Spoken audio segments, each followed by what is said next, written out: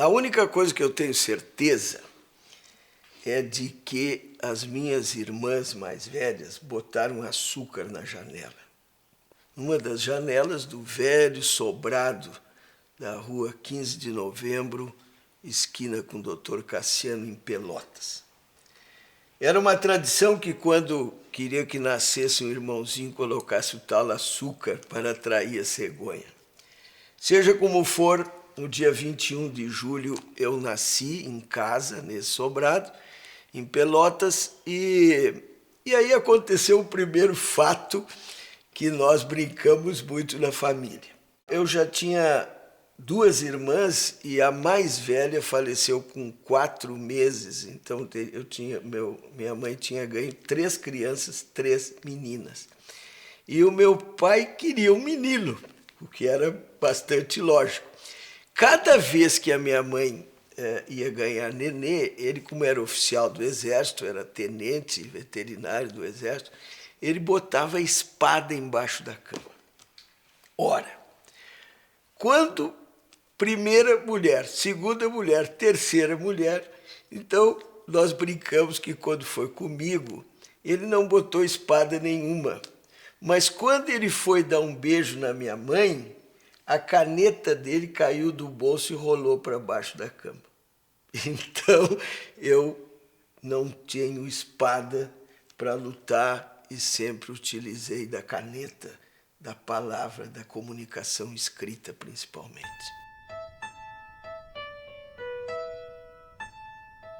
Esses primeiros anos de vida, eu fiquei em Pelotas até quase 5 anos, a recordação é muito fluida. Eu me lembro daquele casarão enorme que foi construído pelo meu bisavô, Joaquim da Silva Tavares, que era ainda da época da monarquia, foi o Barão de Santa Tecla.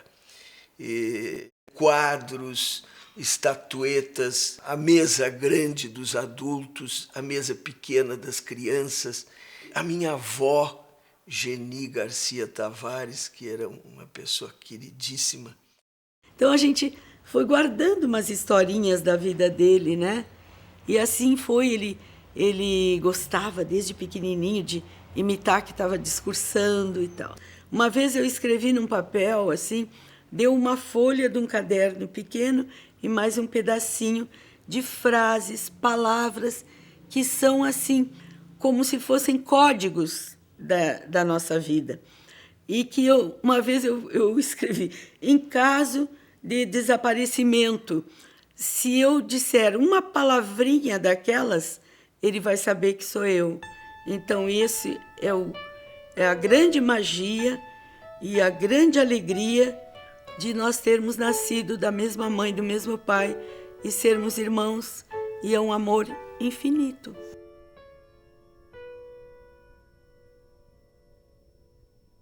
Dali, então, um dia o meu pai foi promovido a capitão, era 1945, recordo então que era no final da guerra, o Brasil estava envolvido no conflito e o meu pai foi transferido para Alegrete.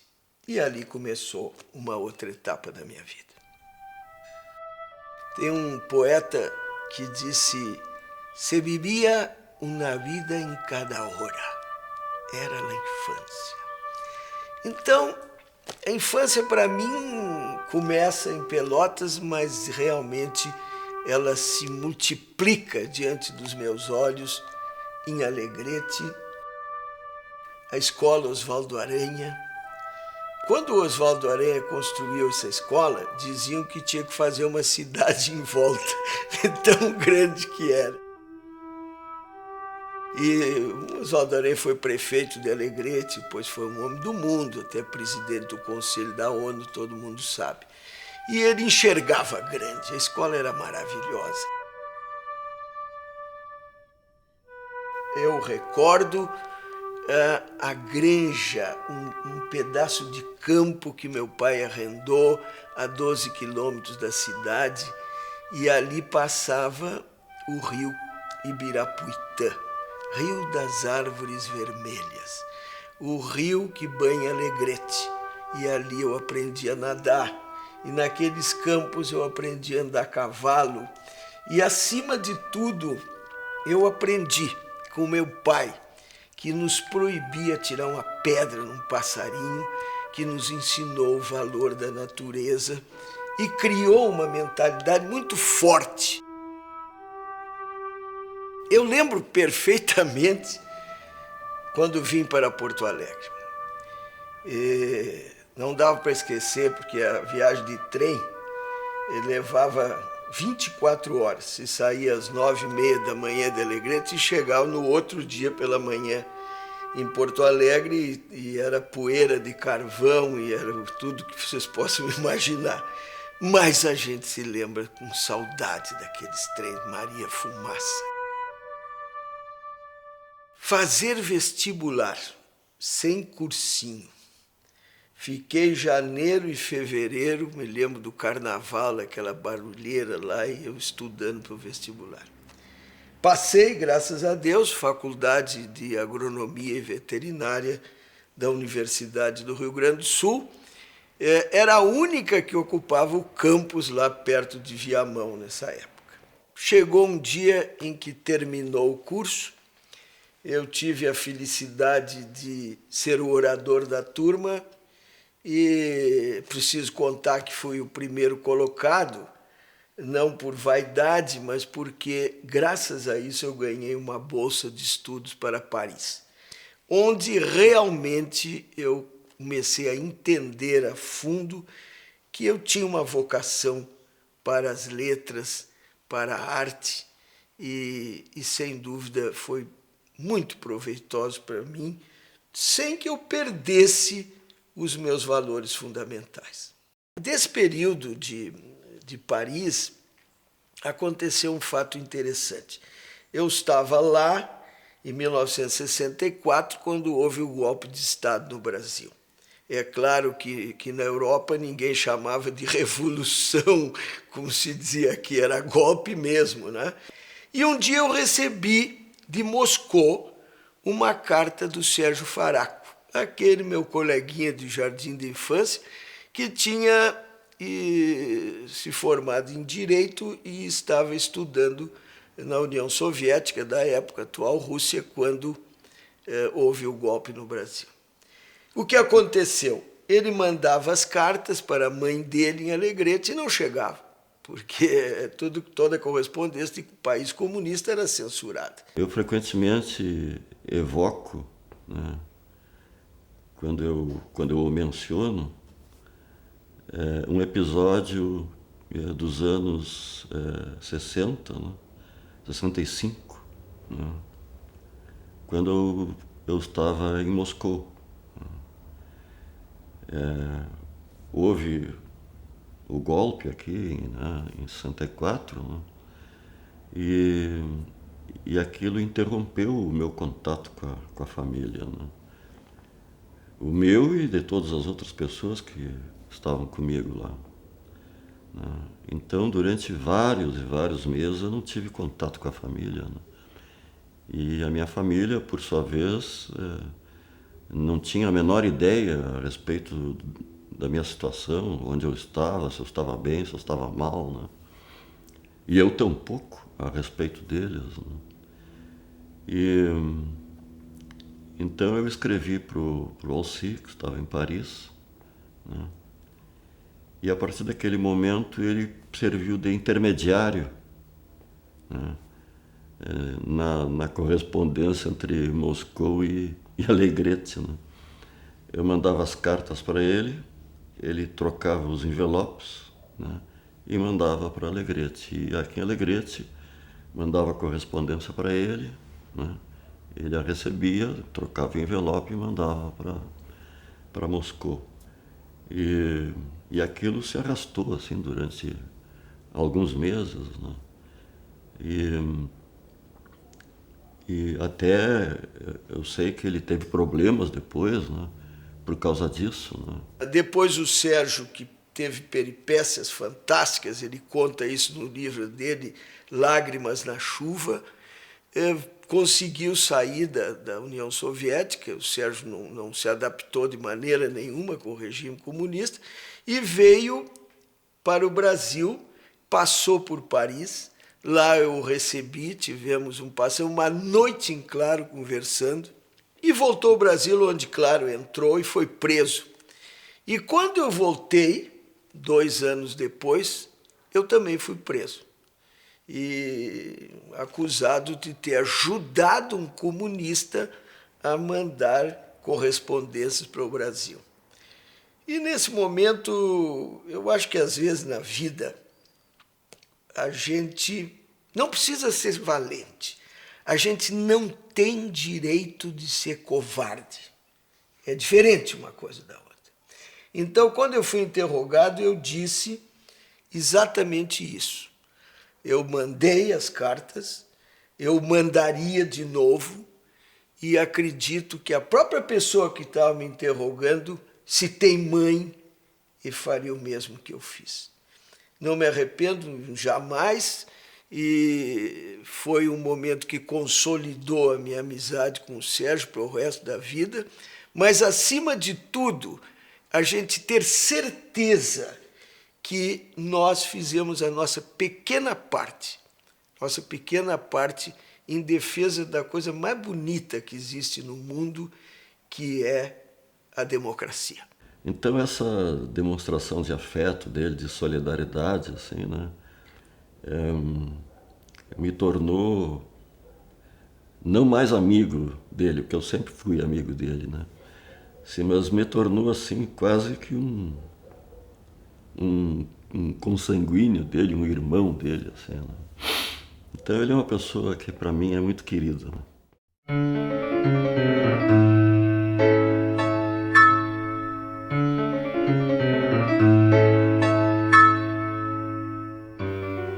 Primeiro livro publicado.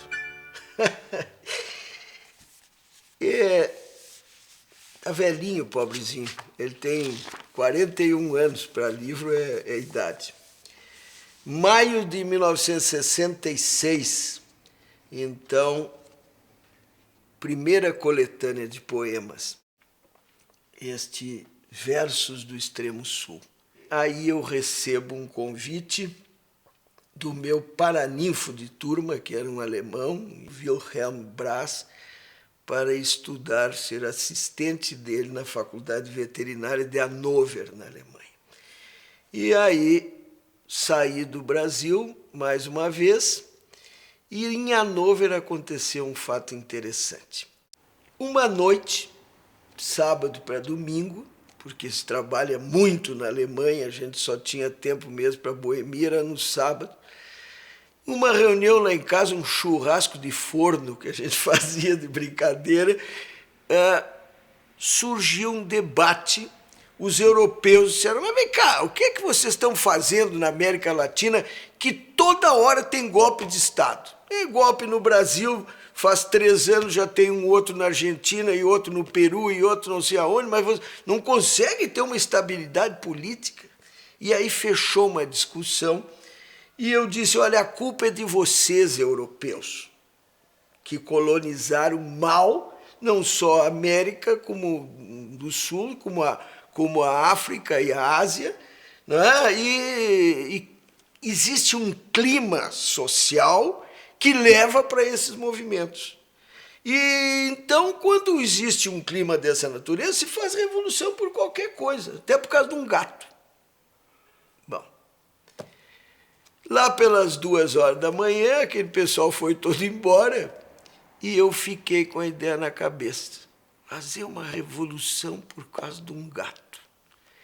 Peguei um papel e uma caneta e às 4, 5 horas da manhã estava pronto o primeiro capítulo do Gato e a Revolução. Minha primeira novela, que viria a ser publicada no ano seguinte, em Porto Alegre. Nesse meio tempo, eu ainda passei por Portugal e encontrei o Juscelino Kubitschek, que estava no exílio. Eu sabia que o Juscelino gostava muito de poesia, eu levava os originais desse outro livro, Entre o Sena e o Guaíba, que é um livro que eu escrevi com poemas em português, espanhol e francês. Um dos poemas que recordo que o Juscelino, porque ele ficou uns 3 ou 4 dias com o manuscrito, e depois ele pegou e leu para mim, marcou alguns poemas que ele gostou mais. Completamente só. Imensidão total, mundo distante. Ecos sombrios ecoam em meu ser. Sinto pouco a pouco escurecer o dia sigiloso da verdade, verdade nua sem âmago real, verdade fria sem drama e sem passado. Meu corpo treme ante esse mundo que divaga e minha aurora de promessas se me apaga. Estou só, sinto frio. A luz ajuda seu fim, a noite dá-me sossego. Sinto sede, tenho medo, tenho pena, sensações que pego e que remexo no meu peito ávido de luz, ávido de algo que palpita e que foge e que dança e me atordoa, algo que é poema e que é verdade, algo que me traz a imensidade. Ninguém me ouve, ninguém me sente, ninguém, nem uma nuvem, nem um pássaro, ninguém. Eu creio, ao mesmo tempo eu nego, e na imensidão total que me contempla, sentindo pulsar minhas artérias ante a grandeza do mar, a frieza da pedra e a veleidade do tempo, eu edifico o meu mundo sem miséria.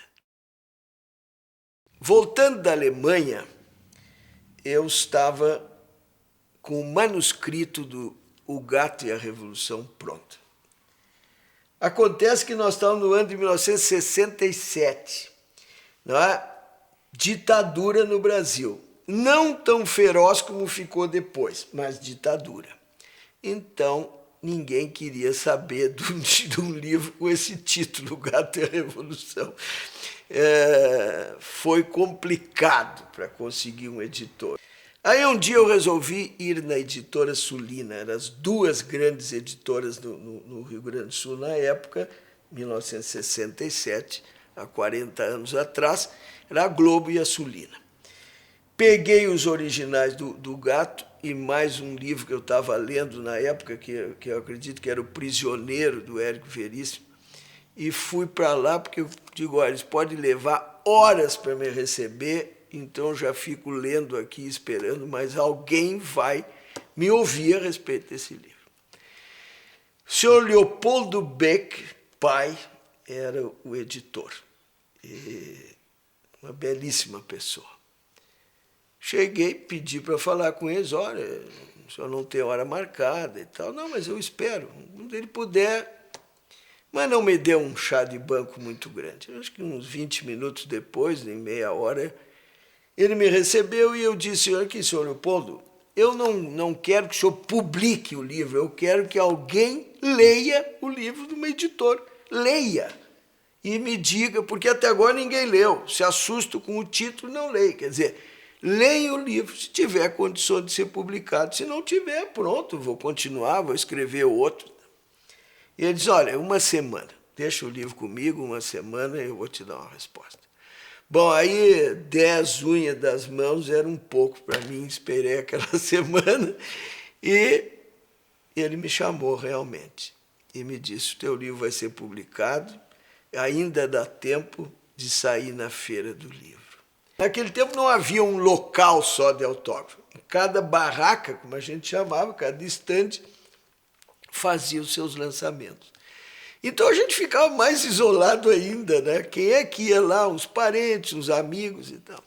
Chegou o Mário Quintana, que já era o poeta Mário Quintana, né? E o Mário pegou o autógrafo e eu disse para ele, pelo amor de Deus, fica aí, não sai daí, Mário, fica para atrair gente.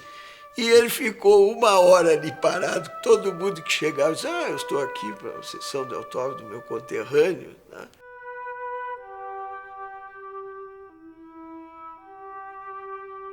Eu encontrei uma vez em Santa Maria um major da brigada, quando o meu livro, O Gato e a Revolução, foi processado, começou pela Brigada Militar, porque tem um soldado que eles consideravam que eu estava ofendendo a corporação em razão desse personagem.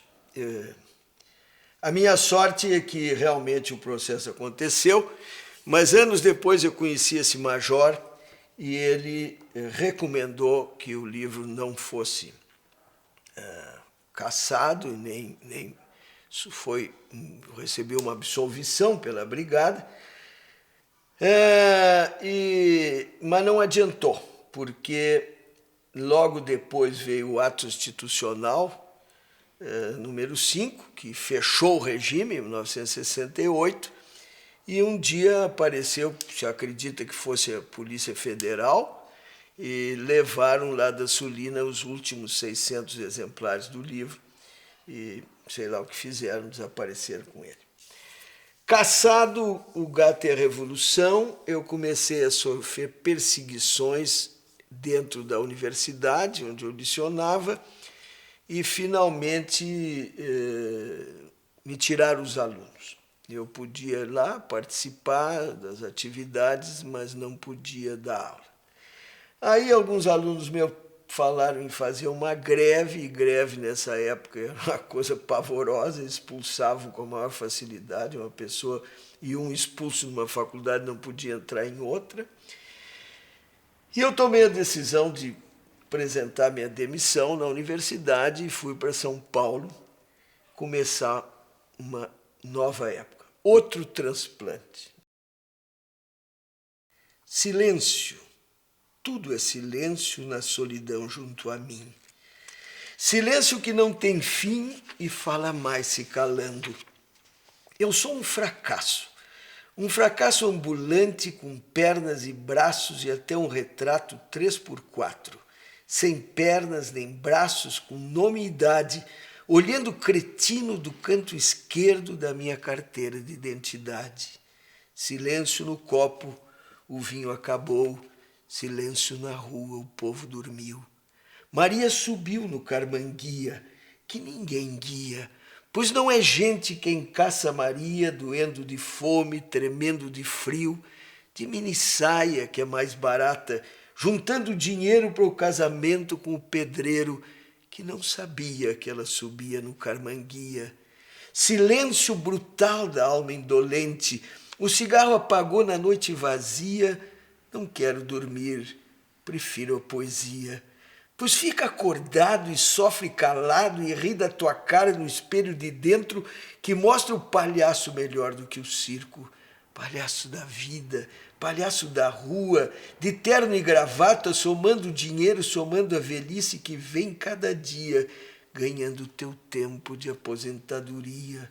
Silêncio, silêncio, silêncio na pena que escreve as notas vazias, sem dor, sem ruído, sem alma, sem vida.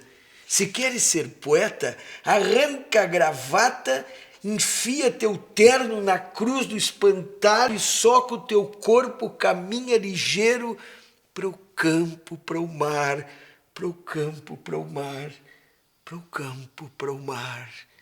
Silêncio, silêncio.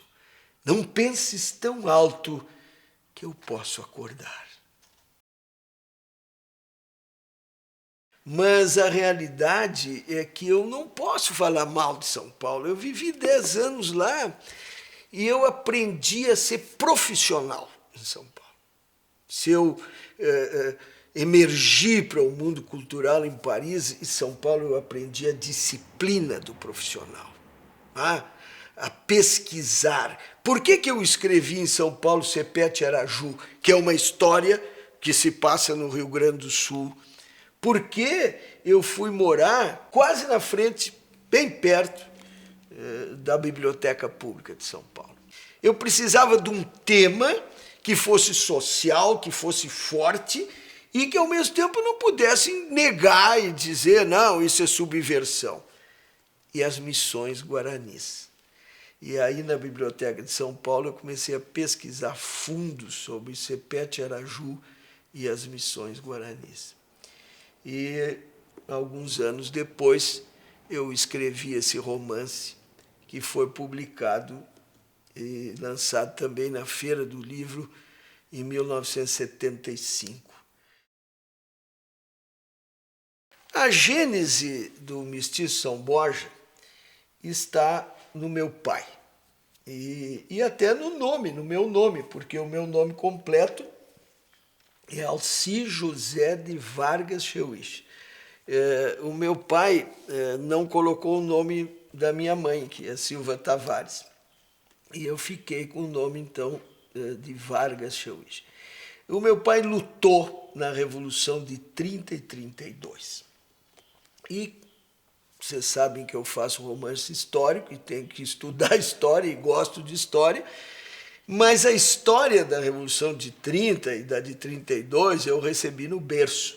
Meu pai contava aqueles detalhes de quem viveu aquilo, sentiu na carne.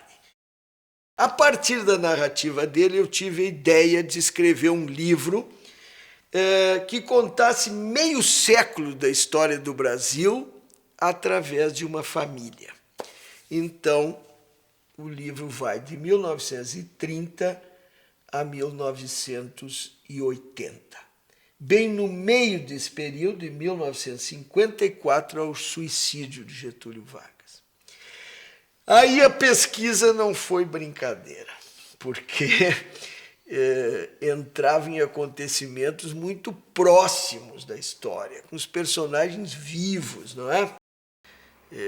Segundo semestre de 80, foi lançado o Mestiço São Borja.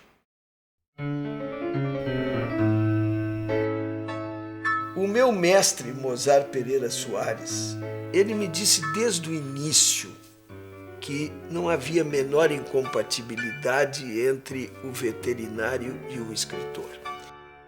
A situação era o seguinte: eu não licionava mais, não trabalhava mais em empresa como tinha trabalhado em São Paulo. Estava voltando da França e eu trouxe um projeto para juntar o veterinário com o escritor.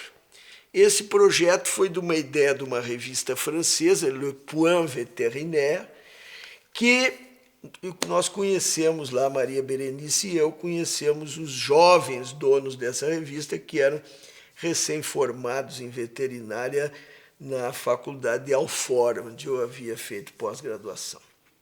Eles foram extremamente generosos. Por que vocês não fazem uma revista como essa no Brasil? Qual era a diferença?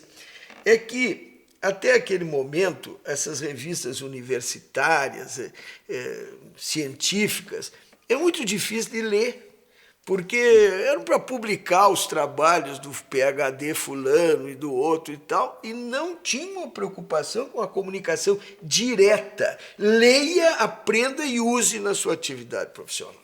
Hoje ela está com 26 anos.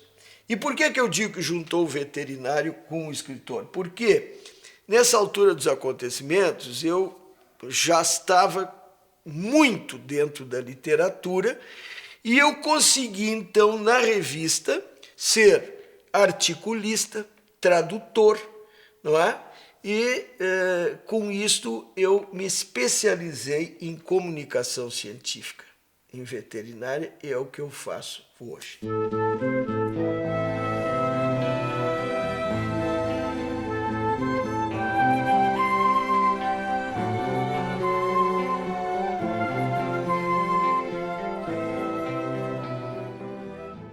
Na literatura, a partir desse momento, eu voltei a pesquisar a fundo a nossa história. E é dessa época eu tenho a alegria de ter escrito o meu primeiro livro profissional. O que é um livro profissional? É aquele que você é contratado para escrever. E a partir daí eu resolvi me dedicar cada vez mais ao romance histórico. Escrevo ainda algumas poesias, participei de festivais de música. Aliás, tem um poema meu sobre a Anita Garibaldi, que a Marlene Pastro musicou e que foi para o disco da Tertúlia de Santa Maria de 1985 e que depois foi adotado pelo governo de Santa Catarina. Na beira da praia, na longínqua Itália, Anita contempla as ondas do mar. A mão poderosa de um louro pirata levou-a para longe da terra natal. Guerreira farrapa, guerreira uruguaia, guerreira italiana, rolando na cama. Guerreira farrapa, guerreira uruguaia, nos braços de um homem com cheiro de mar. Anita, menina da verde laguna, mulher farroupilha, negastes teu sangue e fizeste tuas filhas a todas as mulheres do sul do Brasil. Anita morena, da pele macia, amante de noite, soldado de dia, um filho num braço, no outro um fuzil, um filho num braço, no outro um fuzil.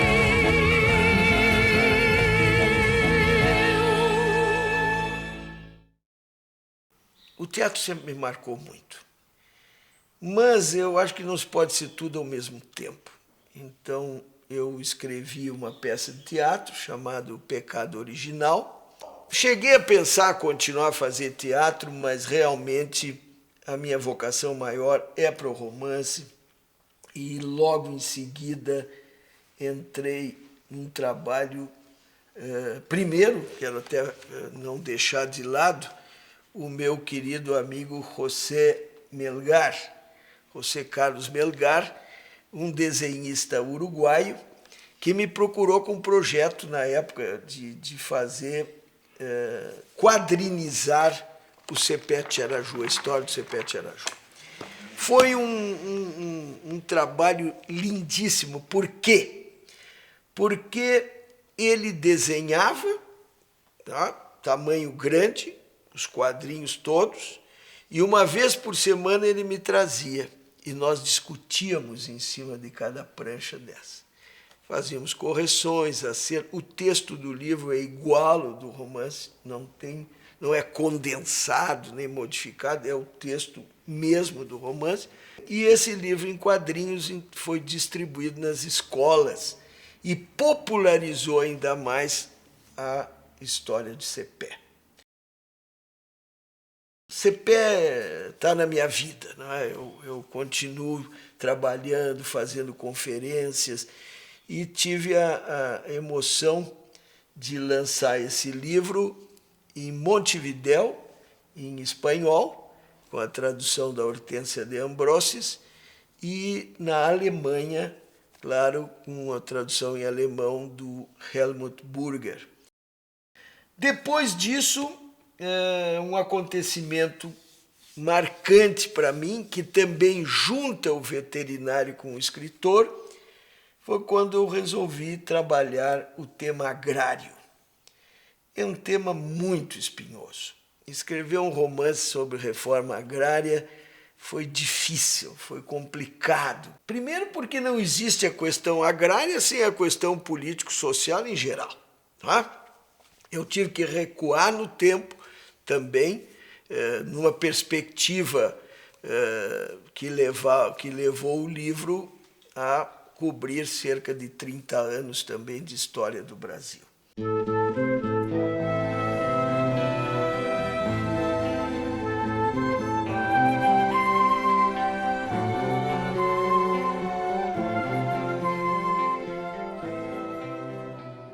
Neste livro, Lorde Baccarat, aconteceu um fato em que eu usei a literatura em benefício próprio.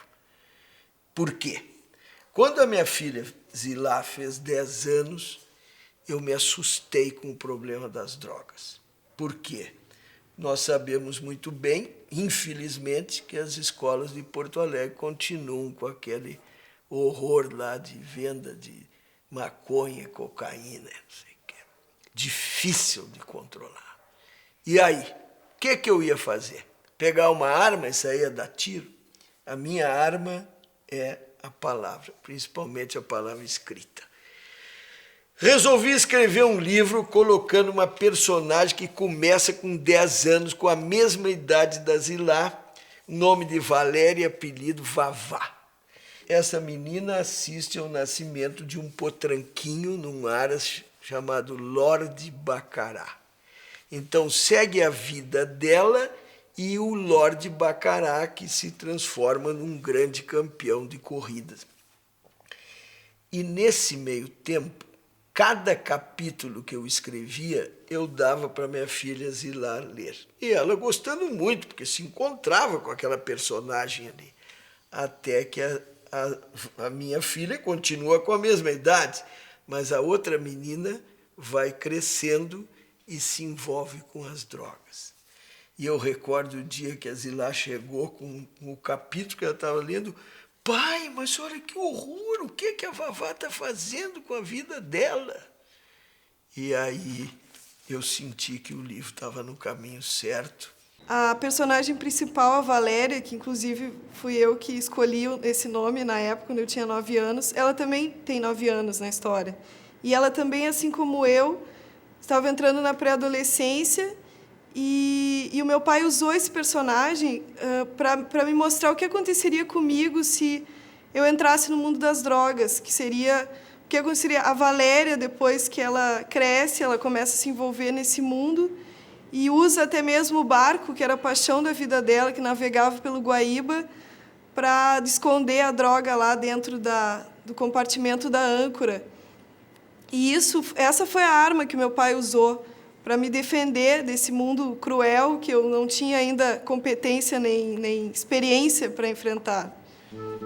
E é muito especial o Lorde Baccarat por isso, porque eu acho que poucas pessoas no mundo têm um livro escrito como um ato de amor, como um ato de carinho de pai para filha. A Mulher do Espelho tem um aspecto interessante, porque é um livro que se passa todo no Rio de Janeiro. E muita gente fala que os gaúchos, nós só nos preocupamos com os nossos temas e tudo isso não é verdade. Nós temos uma história muito rica, não vamos deixar de trabalhar a nossa história, mas nós garimpamos por toda parte. Eu queria narrar aquele momento histórico fortíssimo dos 18 do Forte de Copacabana e que aqueles jovens oficiais rebelaram o Forte de Copacabana tentando terminar com uma ditadura da República Velha. Parte do livro se passa nos 18 do Forte, em 1922, e através do espelho se vai de uma época para outra, não é? Em 1992, 70 anos de distância entre um fato e outro.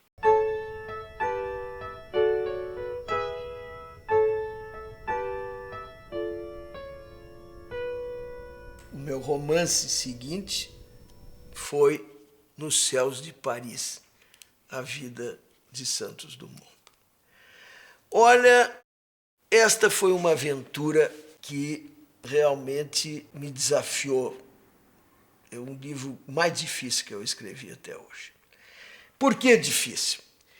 Porque a documentação sobre Santos Dumont está aí, nas bibliotecas, muitos livros escritos e tudo. Mas é sobre o inventor e sobre o ser humano. Um romance tem que contar a vida do ser humano. E a invenção entra junto.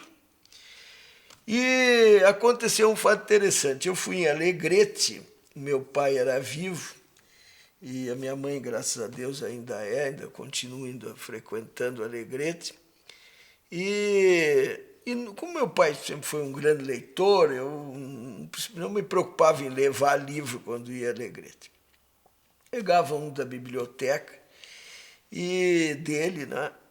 E uma noite, nesse fim de semana, eu procurando lá um livro para ler, encontrei um livro das Memórias do Santos Dumont, publicado em 1904, 2 anos antes do voo do 14 bis. Mas como? Então ele já tinha o que contar 2 anos antes? E aí vem a história dos balões que ele escreveu. Esse livro chama-se Dans l'air, no ar, que foi traduzido 37 anos depois, só que eles foram traduzir para o português, com o nome de Os Meus Balões. Aí eu passei quase toda a noite lendo, e no outro dia eu disse para Maria Berenice, eu vou escrever um romance sobre a vida do Santos Dumont. Alcide Chouich, para mim, é um dos nomes mais marcantes da literatura do Rio Grande do Sul, e isso por diversos motivos. O principal deles é porque eu descubro nele uma capacidade extraordinária de invadir os assuntos mais discutíveis, mais instigantes. Ele não hesita, não. Quando ele resolve abordar um tema, como ele fez com Santos Dumont, ou como ele fez com o Sepete Araju, ele é incrivelmente brilhante. Ele se dedica, ele pesquisa com seriedade, ele vai até o fundo e traz uma contribuição, mas uma contribuição nova. Ele não fica repetindo o que já foi feito.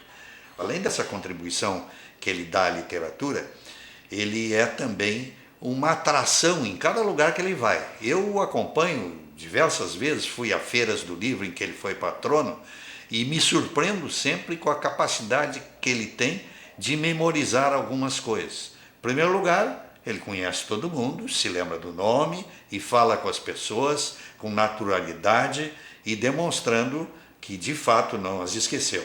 Mas além disso, o exercício de memória que ele faz, por exemplo, quando ele fala sobre a abolição da escravatura, sobre o problema do preconceito de cor, ele é capaz de trazer um poema do Castro Alves inteirinho, de ponta a ponta, ele sabe na ponta da língua. Para um romancista que trabalha textos longos, né?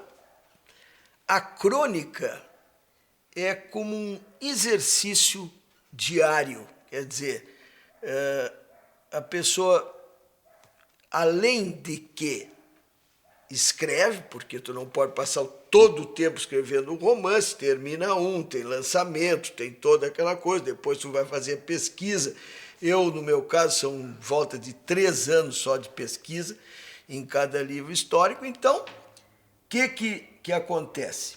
A crônica mantém o escritor ativo e, ao mesmo tempo, mantém o escritor no dia de hoje, porque crônica vem do deus Cronos, o tempo. Então, é aquilo que está acontecendo agora que você viveu. Reuni crônicas escritas em 20 anos. O que queria? É o que o título diz, na garupa de Cronos, ou seja, montar na garupa do tempo e viajar durante esses 20 anos com os textos.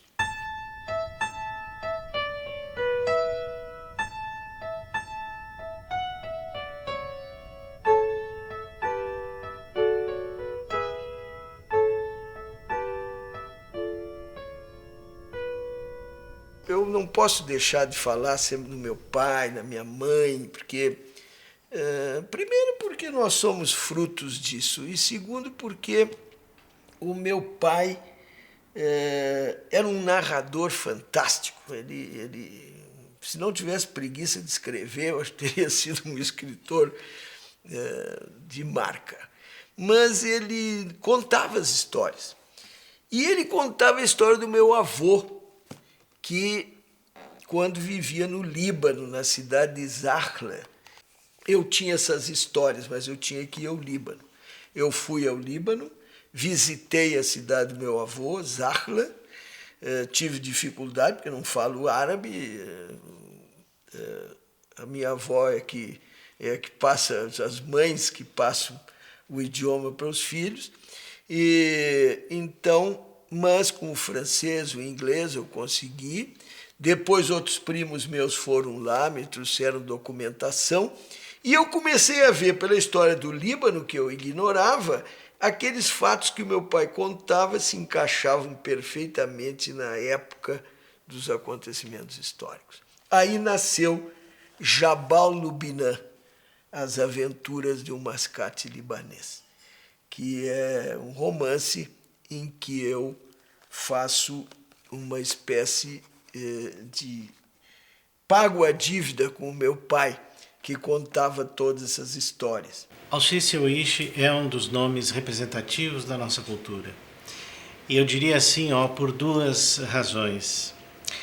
Primeira, pela sua qualidade de agitador cultural, de homem que conhece tudo o que se passa em cultura e em literatura, e é um verdadeiro congregador, e é um verdadeiro difusor das coisas do Rio Grande do Sul. De tanto que as conhece em profundidade. E de outro lado, nós temos o escritor, o grande escritor que é Alcísio Oishi, que tem uma obra múltipla de vários gêneros, tá? E que gêneros e ao mesmo tempo alternâncias, como ele pode ter um Sepete Araju, um Ana Sem Terra, que trata de problemas mais sócio-históricos, digamos assim, do Estado, até com obra como Sobre os Céus de Paris, né, que reconstitui a trajetória de Santos Dumont, passando por uma obra que eu reputo como uma das mais importantes de toda a obra dele, que é o Jabal Lubinan, que é um romance, e um magnífico romance, né, que me impressiona muito. Então, essas qualidades, digamos assim, de grande movimentador e de até um certo idealizador da cultura gaúcha, da cultura pampeira e tal, o outro lado é do grande escritor que ele é. Eu acredito que chega um momento que é preciso passar a experiência. A experiência que eu ganhei, não é, em muitos anos, 40 anos de literatura, na época 35 anos, que comecei há 5 anos atrás, quase 6. E devo muito ao meu querido amigo, colega Luiz Antônio de Assis Brasil, porque quando eu procurei na PUC, ele me abriu a caverna de Alibaba, os tesouros dele lá, e diz, olha, pode tocar. É claro que a oficina de criação literária é o seguinte: a gente ensina o aluno a nadar dentro d'água. E essa é a melhor síntese para mim. Tá? Quer dizer, ele tem que aprender a escrever escrevendo. Não é só ouvindo aula teórica e exemplo disso, exemplo daquilo. Quer dizer, se resume a participação teórica, o mínimo necessário, e faz a prática, o exercício da escrita, e abre-se o mundo interior da pessoa. Bom, o que eu posso dizer que tem algum mérito, que eu comecei pelo conto, que é claro, porque o conto são textos menores e tudo. Aí os meus alunos me desafiaram para fazer oficina de romance, que segundo o próprio Assis Brasil, que conhece esse universo muito bem, não existia no Rio Grande do Sul e talvez em todo o território nacional. Naquele momento em que eu fui escolhido para patrono, eu me lembrei de muita coisa, mas sem dúvida eu me lembrei do escritor que marcou a minha infância, Monteiro Lobato. Eu não sabia ler e a minha irmã mais velha, Laís, que hoje mora em Alegrete, lia para nós as histórias do Monteiro Lobato. E antes de eu completar 8 anos, ainda tinha 7 anos, um dia chegaram em casa e disseram, olha, Monteiro Lobato morreu. E eu chorei como se fosse uma pessoa da família.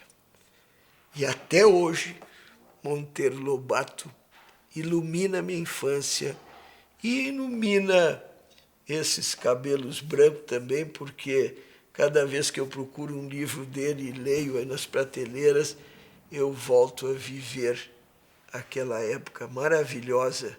Como é que dizia de novo o poeta? Se vivia uma vida em cada hora. Era a infância.